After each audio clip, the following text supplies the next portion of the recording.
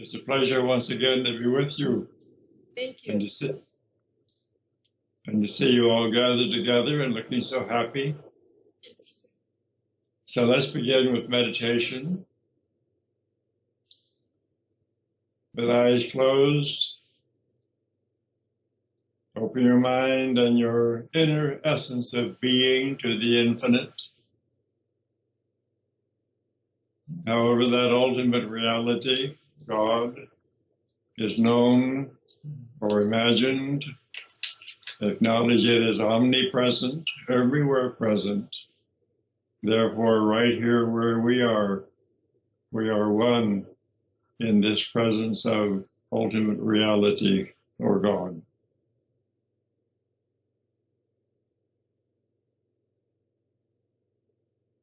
We honor the great saints of all enlightenment traditions and the divine nature of every person. And let us acknowledge the truth of our essence of being, understanding that here we are eternally established in the infinite, and that all knowledge of it and its processes is within us. And as this knowledge is unveiled and revealed, and so we become spiritually enlightened or have absolute, accurate knowledge of our true nature and ultimate reality.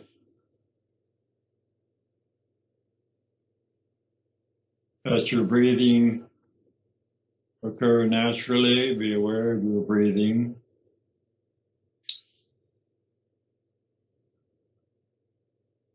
And doing this can help to focus attention in a very easy, natural way.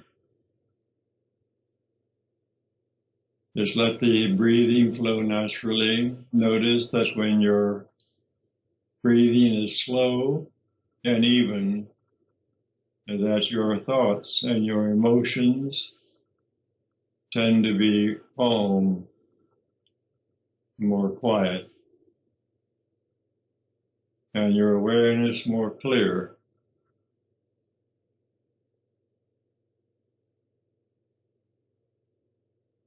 And this is the purpose of meditation, to have a quiet mind, quiet emotions, and clear awareness.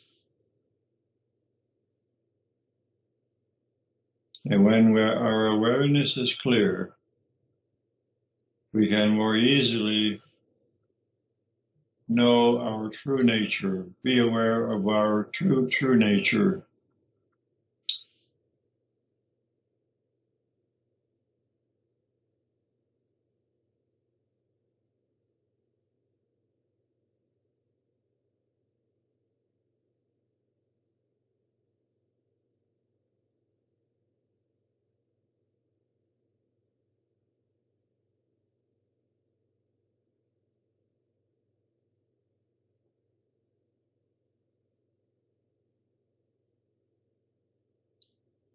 While observing the natural rhythm of breathing and observing how thoughts become more settled, it can also be useful to have your attention and awareness associated with the front part of the brain, between the eyebrows, because this part of the brain is associated with discipline, making choices, concentration, creativity. And so in meditators, this region of the brain becomes more developed. And that's one reason it's easier for experienced meditators to concentrate efficiently and to think rationally and to be in control of their thoughts and their emotions.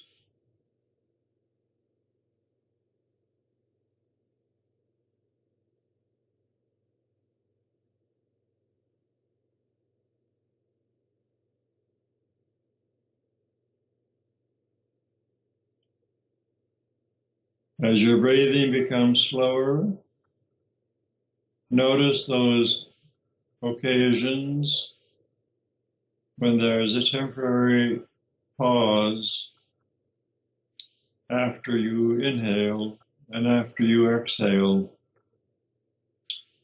And during those moments of temporary pause of breathing, notice that thoughts are still. Your mind is more clear.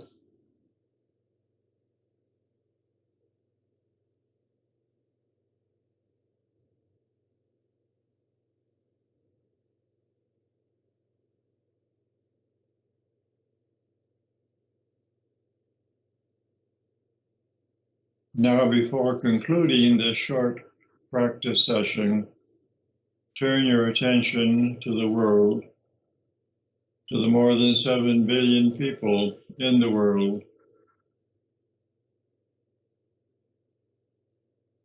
and radiate, share goodwill with everyone, everywhere. Pray and wish for their total well-being and their health and happiness, their good fortune, their prosperity, and above all, their spiritual awareness.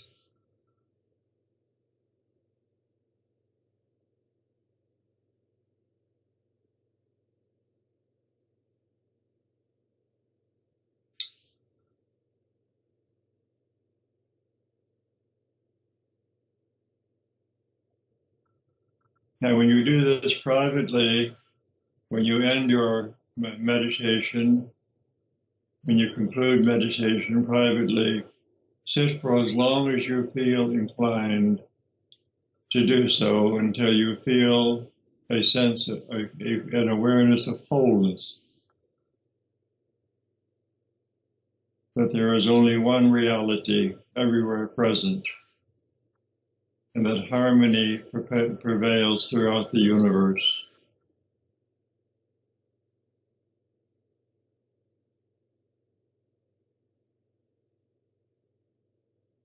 Now let's chant Om together 3 times.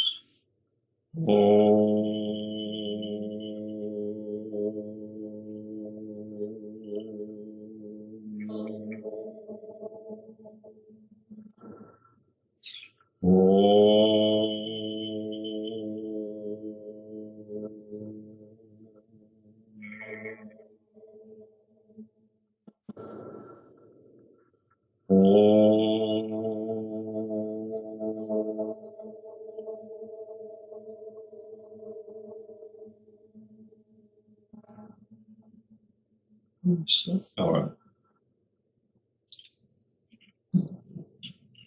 The word Om is used to indicate the vibration of cosmic power throughout the universe, from which universes are manifested. In the Patanjali Yoga Sutra, which I will talk about this morning, Patanjali mentions in the first chapter the usefulness of meditating on Om. That is, meditating on the significance of what it is. It is said to be the emanation of the expressive aspect of ultimate reality or God, and therefore is evidence of its existence. Whenever we are aware of something, we know that something caused it to be as it is, something caused it to express. So when Om, the cosmic vibration, is acknowledged, then we have to acknowledge that it has a cause. Something caused it, something produced it, and that something is the ultimate reality. This is why Patanjali said you can meditate on Om. That is the significance of it. What is it? It comes from the source from which everything comes. So you listen to Om, you chant Om, you listen to Om, you think of the cosmic power, as an expression of ultimate reality, and then aspire to experience that ultimate reality, to have an experience of communion with it, of identification with it, and then eventually go beyond that preliminary experience of communion or identification to transcendence, to experience pure existence, pure being, the absolute. And so this is the way to use Om when meditating. Contemplate the significance of it, what is its origin, identify with that origin, or at least hope to do so, and then even go beyond that to that which supports it, to the transcendent or pure aspect of ultimate reality. Patanjali is a person who is said to have lived about 2,000 years ago in India. Scholars are not unanimous in their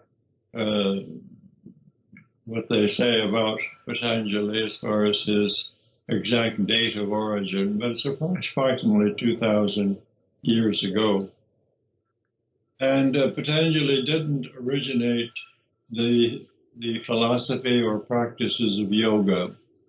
In the first sutra, and I'll explain about sutras in a moment, in the first sutra or verse in the first chapter, Patanjali starts out by writing, "Now I will explain yoga, an ancient tradition." So he was going to explain something that has been known before his time.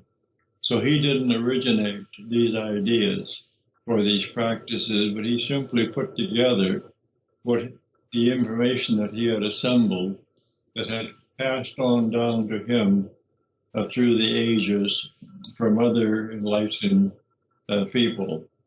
Now, the word sutra is a Sanskrit word.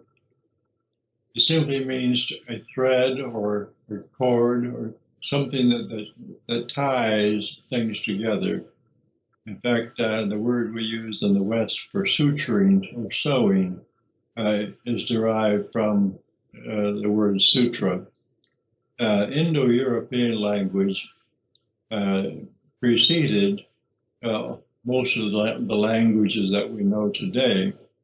There was a language that existed several thousand years ago, and it is called Indo-European. From that, Persian and Sanskrit and many of the languages in India, Hindi and others, and most of the European languages, including English, are all derived from Sanskrit. So the word sutra simply means thread or cord, that which ties things together and or sews them together. And so the sutras are very concise statements on a given theme that were designed to be memorized, because back 2,000 years ago, they didn't have printing presses. So they didn't have a way to print books. Books that existed had to be copied by hand. So there weren't many books available. And so in India, and I'm sure in other cultures, there was the custom of memorizing the teachings. And so the teachers would teach in very short, simple statements, and they're called sutras. And the student or the listener would memorize those statements and reflect upon them and think about them and have insight, eventually have insight into the meaning of the statement. And then a collection of these sutras or a collection of these short statements together formed a theme, a body of knowledge. So that's what we have with the so-called Yoga Sutras. A little over 100 short statements of philosophical concepts and principles and methods of practice for living, really for spiritual practice.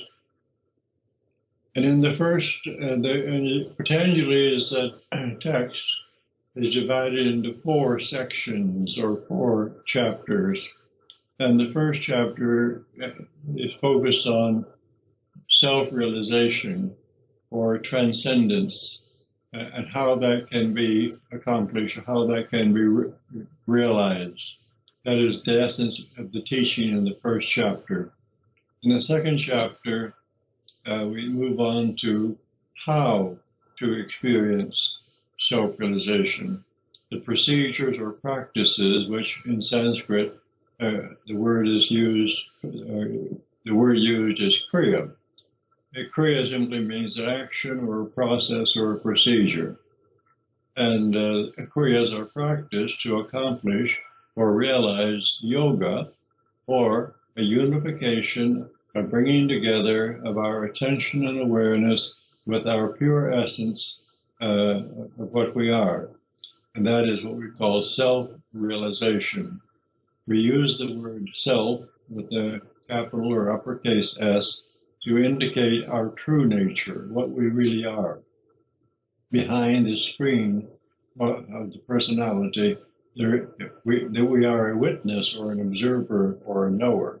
This is what we are.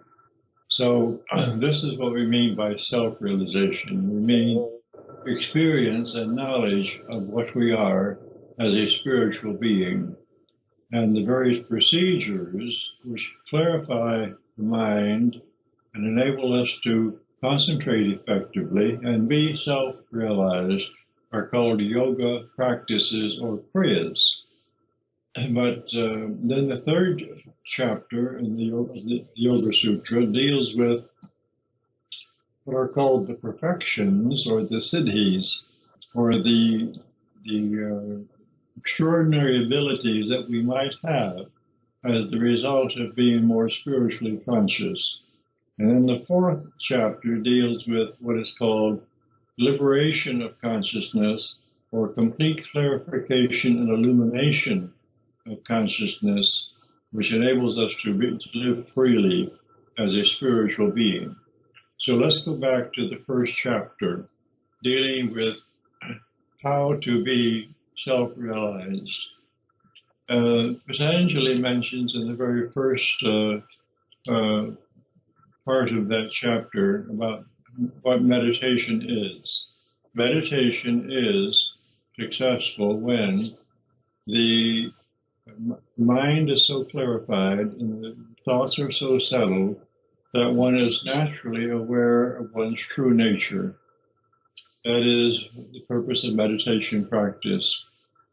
And then when one is not aware of one's true nature, attention is inclined to be again involved with the activities of the mind. We have all experienced that, I'm sure. When you meditate, you have your occasions when you're very calm and peaceful, and it's so enjoyable, and you're very serene. And then you come out of meditation, for a while you're all right, you're very poised and calm.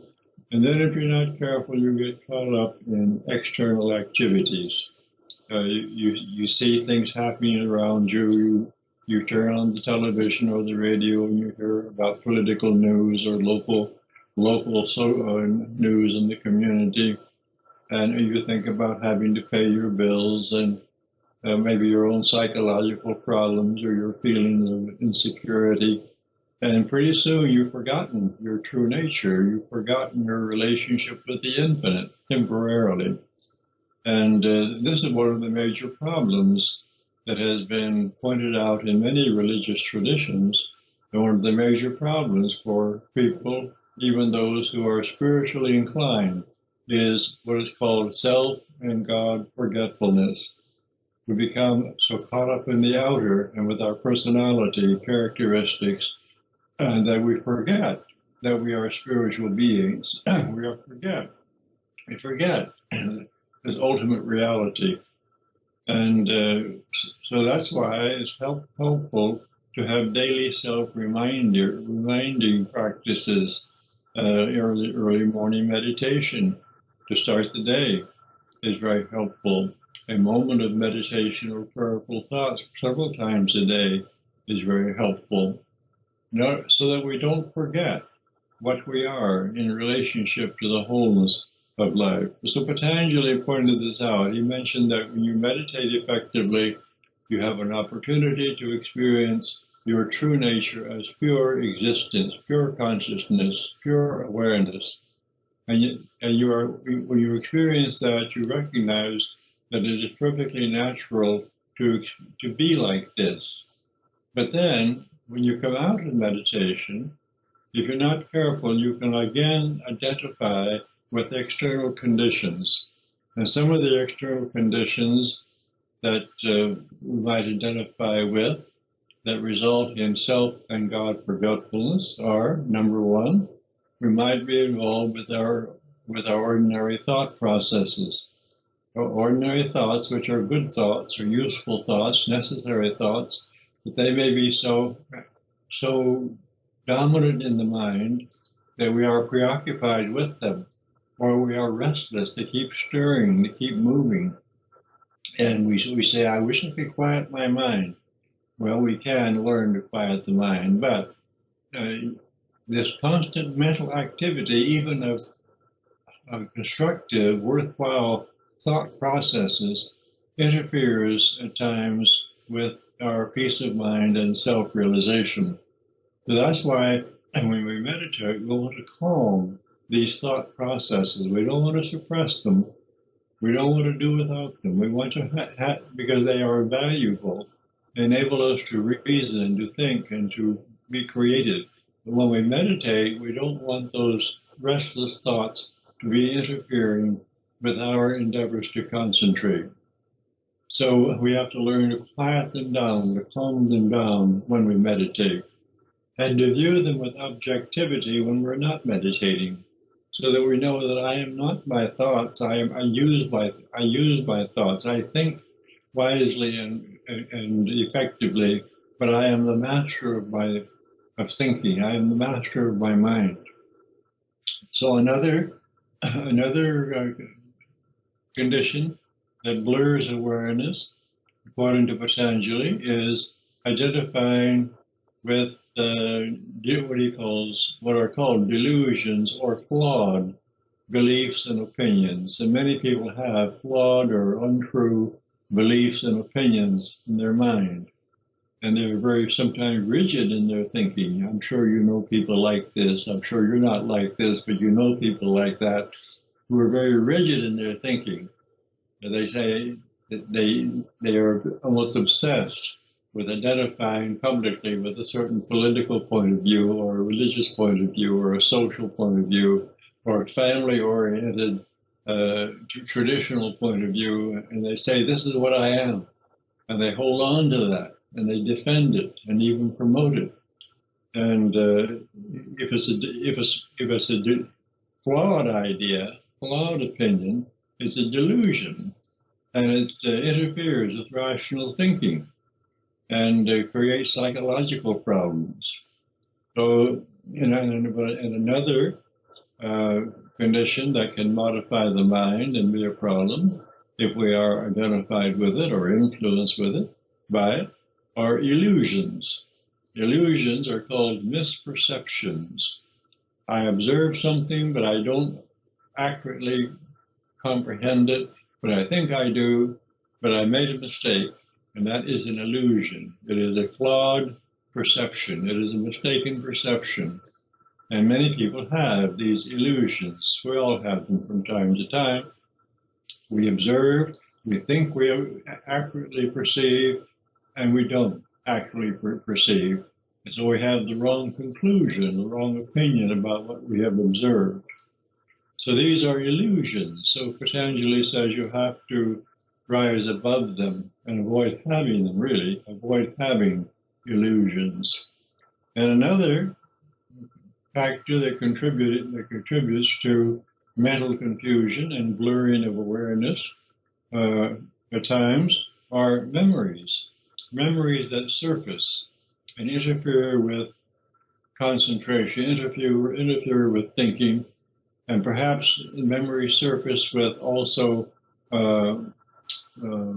unpleasant or troublesome feelings. Sometimes we have memories of experiences that we've had in the past, and when we recall them, sometimes we also feel the unpleasant feelings that we had at the time. If we were traumatized or hurt or rejected, or we had an incident or experience of failure or disappointment or embarrassment, or perhaps when we were very young, perhaps we were told by a teacher or an authority figure, you'll never amount to anything, you're not bright, you're not too smart. And we had those memories and the feelings come up and they're very unpleasant. And sometimes they cause psychological problems too. If they're very strong, unpleasant feelings, sometimes they cause psychological problems. I've talked with people who've told me that they were traumatized. They were hurt by what people said to them when they were very young, or by mistakes they made, or by failures they encountered, or physical accidents they had. And by just thinking about those incidents, they say they hurt. They have the same hurt that they had when the incident first occurred, when the memory was first implanted in the subconscious. So sometimes unpleasant memories can cause problems, or trouble, or if they're not unpleasant, if they just cause us to worry, or to be anxious, overly concerned about superficial matters, or sometimes they simply distract our attention. Even pleasant memories can sometimes be a problem. Sometimes you'll see a person sitting quietly and smiling, and you say, what are you doing in your head? And they'll say, well, I'm just remembering pleasant times. And it's all right to remember the good times, but if we dwell too much on them and we call it living in the past, and we aren't living in the present. It's all right to remember the good times and the pleasant times, but then go forward and live realistically, successfully here and now.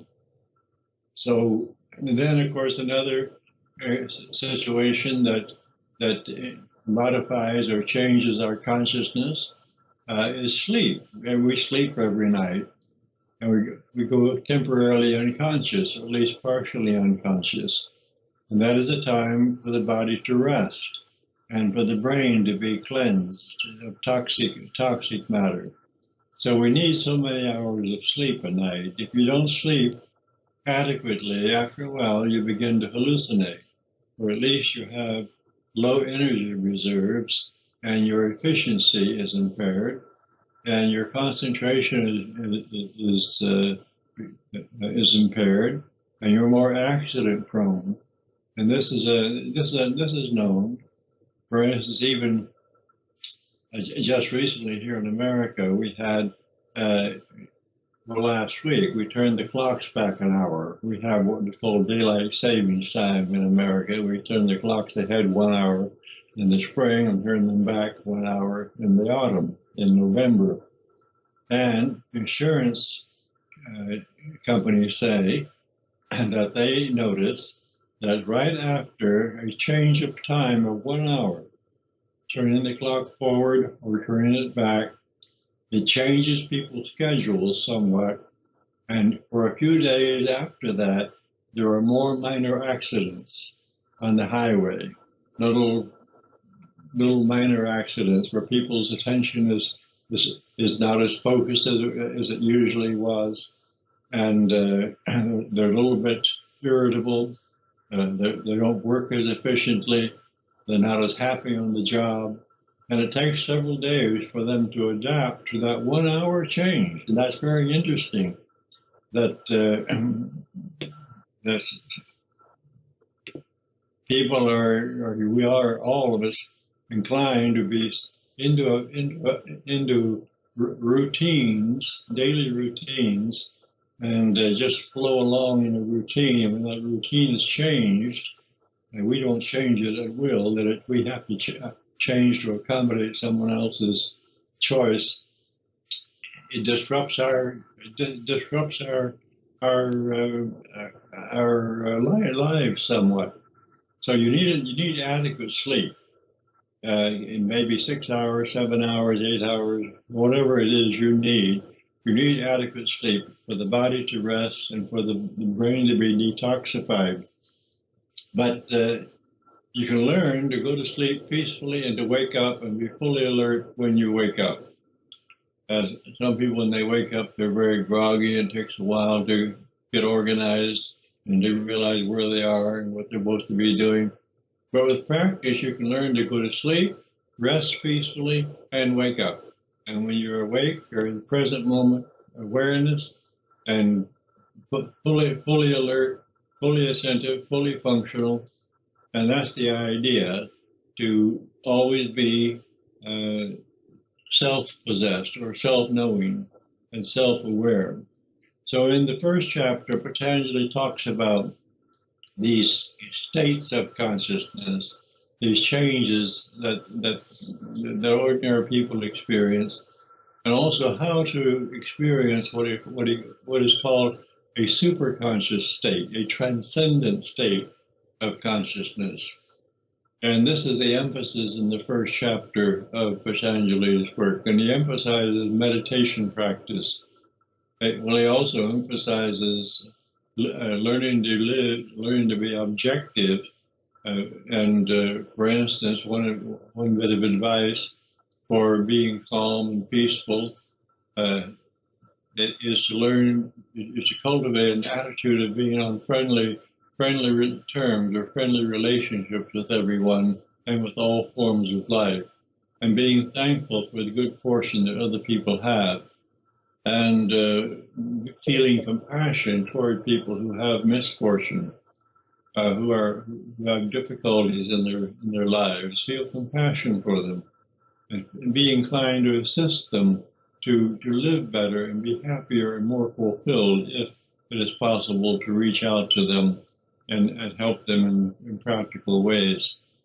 And also to observe the passing scene with what is referred to as dispassionate objectivity, that is unemotional observation. You observe, you comprehend, you understand, but you are not emotionally drawn in to what you see. That is, you're not overly reactive to what you see. You're able to process information, process it, analyze it, comprehend it, and always be centered and aware within yourself. So there are various methods of meditation that are mentioned in the first chapter of Yoga Sutra, including contemplation of the significance of Om, breath awareness called pranayama, which results in smooth flowing of the life force or prana in the body. And Lahiri Mahashaya, one of the gurus in the Kriya Yoga system, which I represent, going back through from Yogananda to his guru, Shirteswar, to Lahiri Mahashaya, his guru. Lahiri Mahashaya wrote in one of his diaries that restless mind is caused by restless prana or restless life force. So when you can calm the body and calm the vital force, the mind calms down. When the mind calms down, your awareness becomes clear. When your awareness becomes clear, you are more self-aware, self-knowing. Then we move on to the second chapter of Patanjali's Yoga Sutra, his text. And here the emphasis is on practice, or kriyas, or actions, or processes. And Patanjali defines Kriya Yoga practice, the whole process, as simply constructive thinking and living, self-examination, what is my true nature, using intellect to discriminate, and meditation to experience what I am. And 3, purification of the small sense of self, or what is called the ego, or the mistaken sense of self-identity. Tending to these processes is called Kriya Yoga. many times people will send me an email or call me on the telephone and ask if I can teach them Kriya Yoga. And I know what they're asking usually. They have read Yogananda's book, my guru's book, Autobiography of a Yogi, the chapter on the science of Kriya Yoga, and they mistakenly think that Kriya Yoga practice is only the practice of a meditation pranayama or meditation technique, when it is far more than that. Kriya Yoga practice in its entirety includes right or constructive thinking and living behavior, ethical behavior, and also self-inquiry. What am I? My true nature, and discovery of what it is, and purification and clarification of this small sense of self, so that we realize we are not that personality-oriented entity, that we are spiritual beings looking out through the ego or through this false or small sense of self-identity.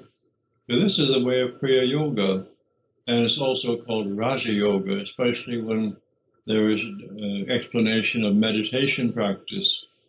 And in the Yoga Sutra text, Patanjali doesn't even get to meditation until after he has emphasized the importance of ethical living and constructive living, constructive, purposeful living.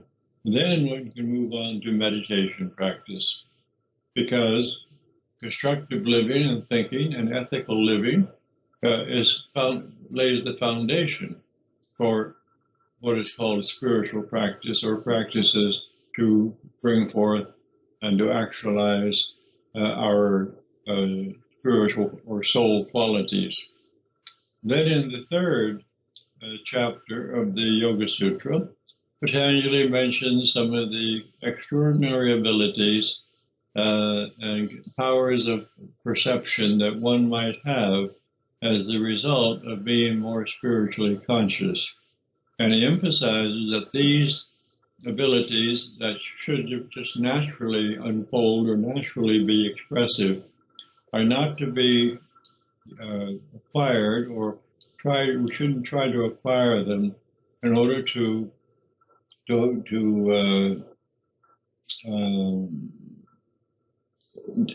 be more egotistical, or to be more powerful personally, or to control others and the environment. We can use our abilities wisely, of course. We're supposed to use our abilities. We have executive abilities. We can do things constructively, and we can accomplish purposes, and we should. But we should do whatever we do. We should do because we feel it is the right thing to do, the most constructive thing to do, and what we do benefits not only us, but benefits others and society as a whole and the environment. So we're not to think in terms of acquiring great powers or abilities in order to build up our own small sense of self, or be egotistical, or to think that we're going to take over the world, or that we are magicians and that we can go around controlling people's lives and so on. We don't want to get caught up in that.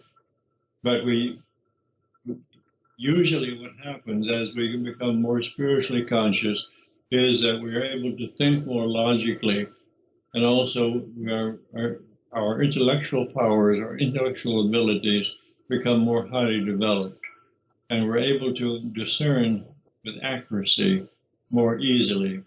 I remember once I was talking with my guru, Paramahansa Yogananda, and he told me, he said, when your discrimination is, meaning your intellectual discrimination, when it is more developed, you can read anything and not be confused. So this is true.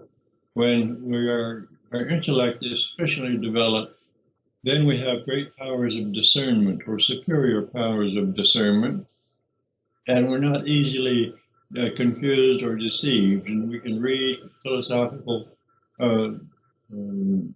concepts and principles, and we can understand what is true and we can see through what is not true. So in the third section, there is emphasis on what is called the extraordinary abilities and powers of perception that one might have, which ought to be used for the most part to further one's spiritual awakening.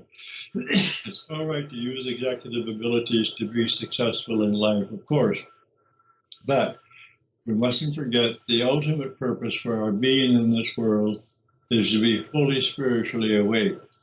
You remember in previous times together, and we were together, I mentioned the four goals or aims or purposes of life that every person should endeavor to accomplish or have fulfilled in order to complete their purposes in this world. One, every person should endeavor to find out what they are best qualified to do by analyzing their talents and their abilities and their aptitudes and potential for learning and for functioning. They should find out what they are best designed to do for their highest good and the highest good of others who will be influenced by what they do.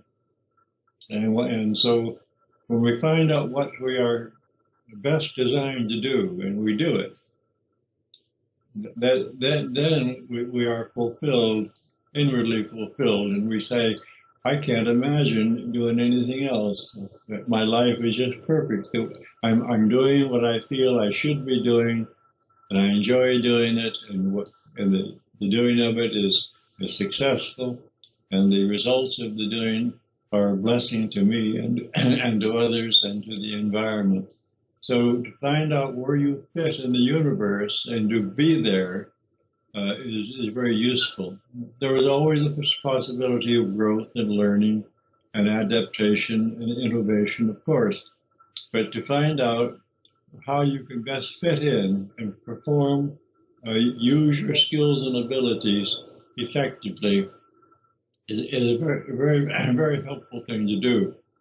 Second, it's helpful to learn to have all life-enhancing desires easily fulfilled. Notice I mentioned life-enhancing, not all desires, not whims. It's all right to have a few whims and a few little personal desires that are harmless, that are not going to injure you or anyone else if they're fulfilled. but the desires that, when fulfilled, enhance your life, that are beneficial to you and to everyone who is influenced by what you do. We should be able to learn to have them easily fulfilled, so that life doesn't have to be a struggle. It doesn't have to be a matter of hard work all the time. Then 3, we should be able to produce and or attract resources, adequate resources, so that we can live without strain, we can be physically secure, and we can accomplish our purposes easily. So to have abundant resources in whatever form necessary, so that we can accomplish our purposes easily and efficiently. And 4, we want to be self-realized to the stage of full enlightenment, or full knowledge of what we are and what our relationship to the infinite is and what that ultimate reality is. So we mustn't forget the fourth goal or the fourth aim. Many people say, well, if I had the first 3 fulfilled, I probably wouldn't be concerned about the fourth one. Well, you would, because even if you were rich and happy and healthy, and had an abundance of friends and good fortune, there's still, if you weren't self-realized, deep inside there would be that feeling of lack of fulfillment. Something would be missing.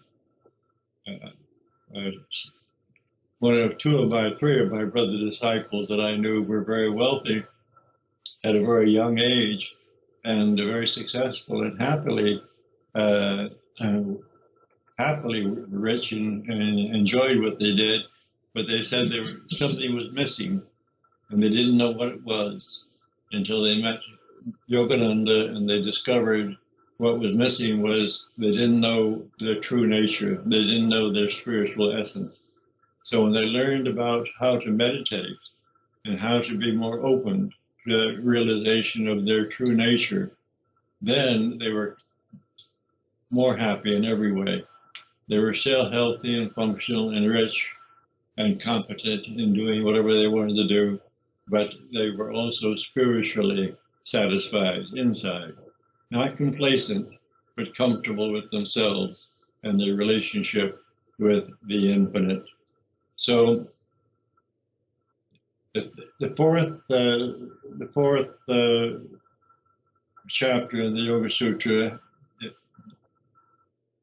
in that chapter, Patanjali emphasizes the idea of what is called liberation of consciousness, complete realization or complete knowledge and experience of one's pure essence. And in one sutra he wrote that liberation results when the purity of one's awareness is as pure as one's essence of being. Liberation is the results when one's awareness is as pure as one's essence of being. That is, when there is no difference between our awareness and our essence. And we see clearly what we are, and we experience clearly what we are, then that is liberation of consciousness. That is, our consciousness is no longer confined or modified or blurred by delusions or illusions or misperceptions or restlessness or prejudice or trauma of any kind. And even the subconscious, consciousness of the subconscious level of mind are purified.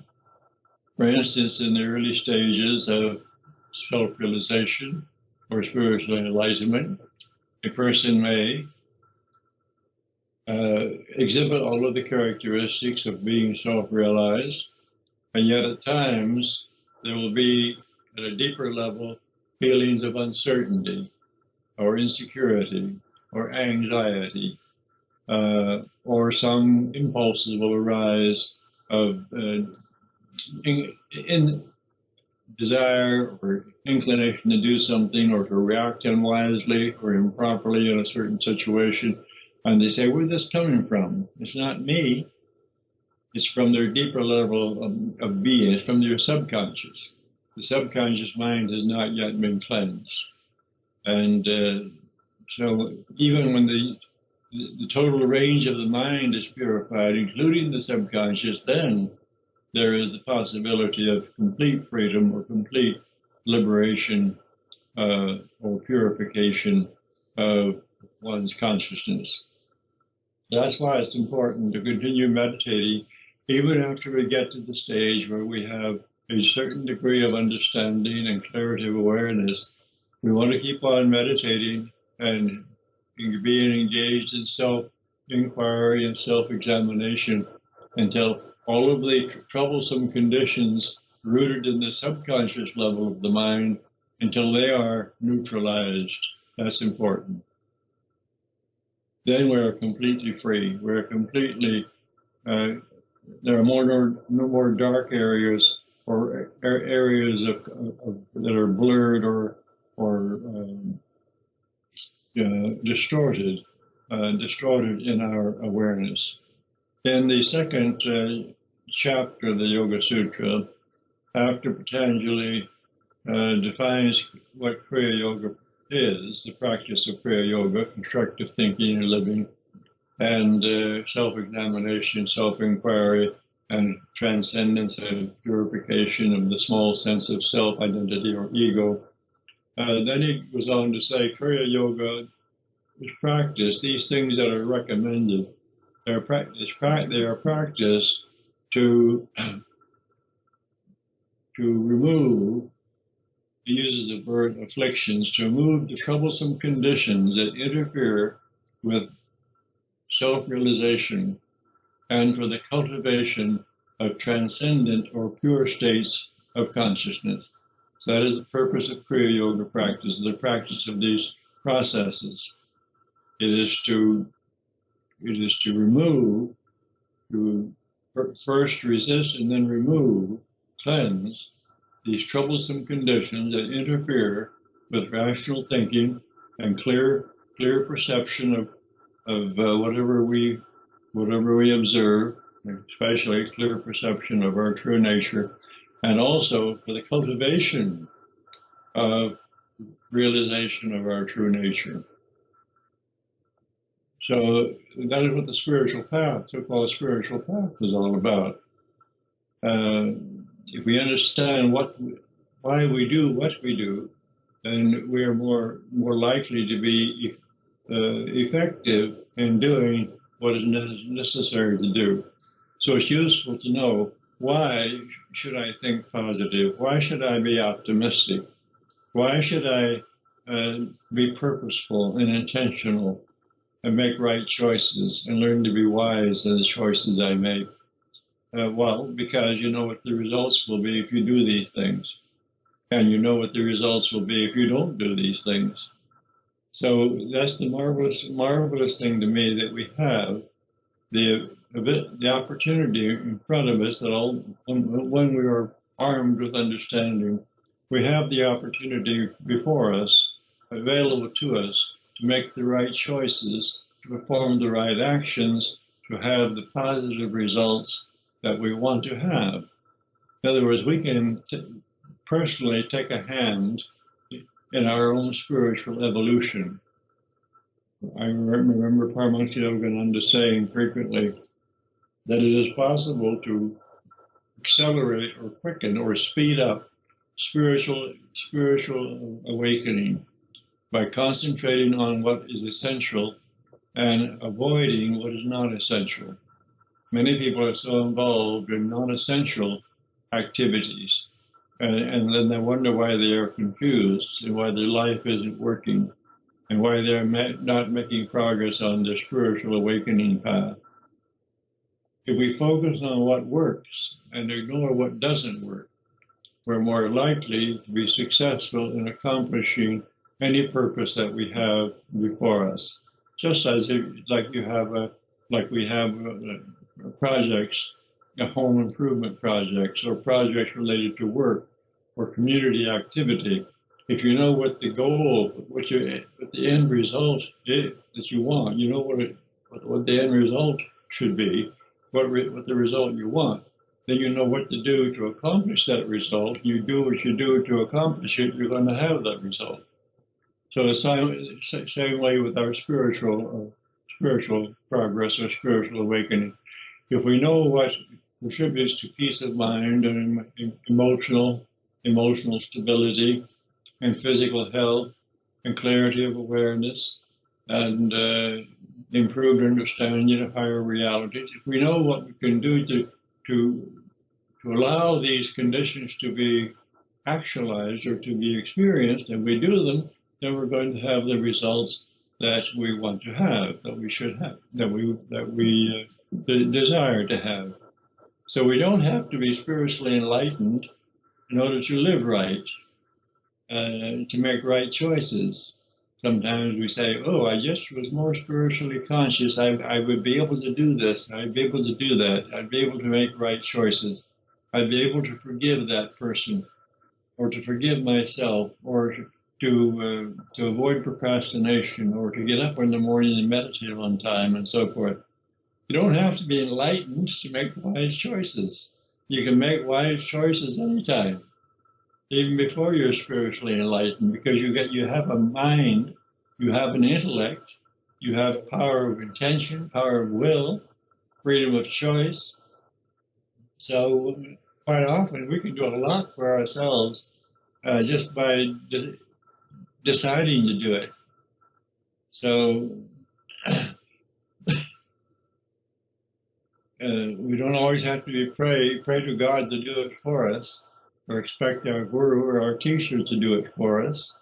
There's a lot that we can do for ourselves, even before we are spiritually conscious, before we are spiritually enlightened, just by using our common sense. and using the knowledge that we already have to make wise choices and to go ahead and experiment. And some people say, well, gee, I don't always know whether this choice I'm making is right or not. How do I know? Well, test it. Don't go barging in, but test it and see whether or not you're making the right choices. And even if you make a mistake now and then, a small mistake now and then, it's not a major disaster. At least you've learned what not to do wrong next time. So you've learned something constructive. You've learned what doesn't work. There's a story told about Thomas Edison, who was one of the scientists in America who many years ago was working with the light bulbs and the lighting system, electrical systems. And he said that when he was trying to figure out what kind of filament to use in a light bulb that would persist and produce light, that he went through more than 1,000 different substances before he found one that would work. And when he was asked by a reporter if he wasn't disappointed at his failures 1,000 times not finding the right substance, he said no. He said, I was not defeated, I was not disappointed, I just knew 1,000 ways it wouldn't work. So he had a positive mental attitude, and he kept at it until he found out what did work. So that's the way to go with your spiritual practice. Paramahansa Yogananda said one time that back in the 1920s, when he was lecturing to large audiences in the United States, a man came to him after one of his talks and said, Swami, I like to hear you talk. I enjoy being with you. But he said, how do I know that what you tell me is of value to me? How do you know? How do I know that what you say will be of benefit to me? And so Yogananda said to him, you try it for 6 months, exactly as I tell you to do it, and then come back and report. So he knew that if the man would follow the procedure, eat right, think right, live right, meditate right, in 6 months he's going to be able to report positive results. It couldn't be otherwise. If we do what we know we should do to be successful in any given venture, we're bound to be successful. We are sure to be successful. So it is true on the spiritual path also. And in closing thought, Patanjali wrote in the first chapter of the Yoga Sutra, progress in spiritual awakening can either be slow and gradual, or faster, or very fast, according to the intensiveness or the focus of concentration. Not the forcefulness, but the focus of concentration. If we focus our attention on what works and what isn't useful, and stay with it, we're going to have positive, fast results. So it's a matter of focus of attention and making the right choice and then staying with it. So I've enjoyed our time together. It seems like time goes so fast. We've had an hour already and just gone just like that. But there you are. Are you in Ankara now? You're in Turkey, in Ankara. And here we are, and here I am here in America. And the season is changing here now. We're moving toward winter here. In late autumn, the leaves are turning color and beginning to fall from trees, and the temperature is dropping somewhat. But everything here on the home front at CSA is good. We're coming along well. We had good summer program, good summer retreats this year, and we have one more weekend retreat next weekend here, and then a 3-hour meditation on the first Saturday in December, and then we'll be quiet for a while here, and then although I will be in January, I will be in Florida, south of here, for vacation, and I will speak there at a public function at a hotel in West Palm Beach, Florida, in the middle of January. And then, of course, here in next April, we will resume our week-long retreats. So we're already looking forward to next year here. So I understand I'll be with you one more time this year in December. So I'm already looking forward to that. So until then, God bless, and I'll be thinking of you. Namaste.